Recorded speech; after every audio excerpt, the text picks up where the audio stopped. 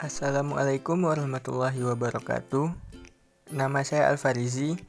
Di video ini saya akan memberikan pembahasan tentang studi kasus mengenai ukuran dispersi data dalam probabilitas dan statistika. Selamat menyaksikan. Pertama-tama, sebelum masuk ke pembahasan kasusnya, kita harus mengetahui terlebih dahulu apa itu ukuran dispersi data. Ukuran dispersi adalah ukuran yang menyatakan seberapa jauh penyimpangan nilai-nilai dalam distribusi data dari nilai pusatnya, atau ukuran yang menyatakan seberapa banyak nilai-nilai dalam distribusi data yang berbeda dari nilai pusatnya. Ukuran dispersi merupakan pelengkap dari ukuran-ukuran nilai pusat dalam menggambarkan suatu distribusi data. Ukuran dispersi terdiri dari beberapa jenis, namun yang akan saya bahas dalam video ini adalah jenis yang paling sering digunakan dalam penelitian. Yang pertama adalah jangkauan atau range. Jangkauan adalah selisih antara batas atas dari kelas tertinggi dengan batas bawah dari kelas terendah. Yang kedua ada simpangan rata-rata atau mean deviation. Simpangan rata-rata adalah jumlah nilai mutlak dari selisih semua nilai dengan nilai rata-rata dibagi banyaknya data. Yang ketiga adalah variance. Variance adalah rata-rata hitung deviasi kuadrat setiap data terhadap rata-rata hitungnya. Dan yang terakhir adalah deviasi standar, yang merupakan akar kuadrat dari variance dan menunjukkan standar penyimpangan data terhadap nilai rata-ratanya. Ukuran dispersi memiliki beberapa manfaat dalam pengolahan data. Yang pertama adalah ukuran dispersi dapat digunakan untuk menentukan apakah nilai rata-ratanya benar-benar representatif atau tidak. Apabila suatu data mempunyai penyebaran yang tidak sama terhadap nilai rata-ratanya, maka dikatakan bahwa nilai rata-rata tersebut tidak representatif. Yang kedua, ukuran dispersi dapat digunakan untuk mengadakan perbandingan terhadap variabilitas data. Dan yang ketiga adalah ukuran dispersi dapat membantu penggunaan ukuran statistika, misalnya dalam pengujian hipotesis, apakah dua sampel berasal dari populasi yang sama atau tidak. Setelah mengetahui definisi, jenis-jenis, dan manfaat ukuran dispersi, kita akan masuk ke dalam pembahasan kasus yang menggunakan ukuran dispersi data. Berikut ini adalah data yang diperoleh dari penjualan cheesecake oleh Alunan Manis. Dalam pengolahan data statistiknya, digunakan metode ukuran dispersi di mana data yang diambil adalah data hasil penjualan yang dianalisis setiap penjualannya. Berikut analisis terhadap data statistik penjualan cheesecake oleh Alunan Manis. Ukuran dispersi data yang akan dibahas pertama kali adalah jangkauan atau range.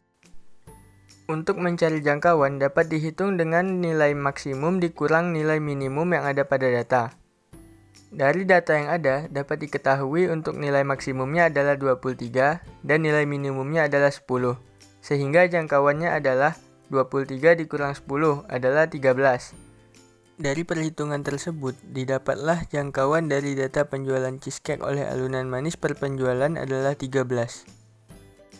Kemudian ada deviasi rata-rata.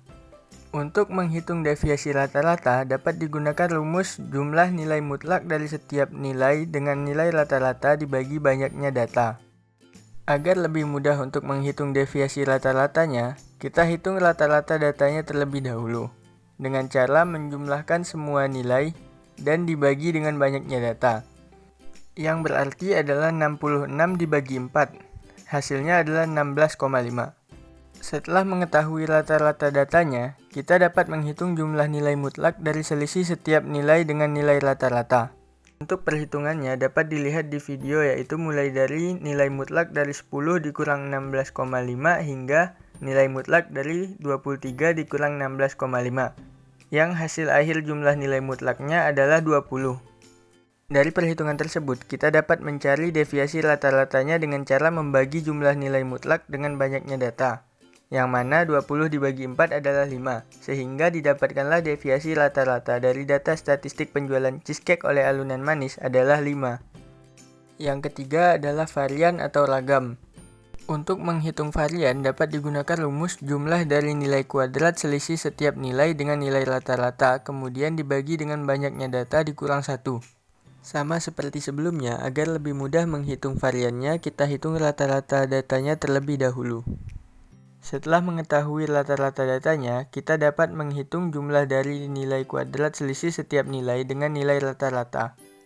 Untuk perhitungannya dapat dilihat kembali pada video mulai dari nilai kuadrat 10 dikurang 16,5 hingga nilai kuadrat dari 23 dikurang 16,5 dan didapatlah hasil akhirnya yaitu 109. Dari perhitungan tersebut kita dapat menghitung variannya dengan membagi 109 dengan banyak data dikurang 1 yaitu 3. Sehingga didapatlah varian dari data statistik penjualan cheesecake oleh alunan manis per penjualannya adalah 36,33. Dan yang terakhir adalah deviasi standar. Untuk menghitung deviasi standar dapat menggunakan rumus simpelnya adalah akar dari varian. Dari rumus tersebut dapat kita hitung deviasi standarnya adalah akar dari 36,33. Dan didapatlah deviasi standar dari data statistik penjualan cheesecake oleh alunan manis per penjualannya adalah 6,02.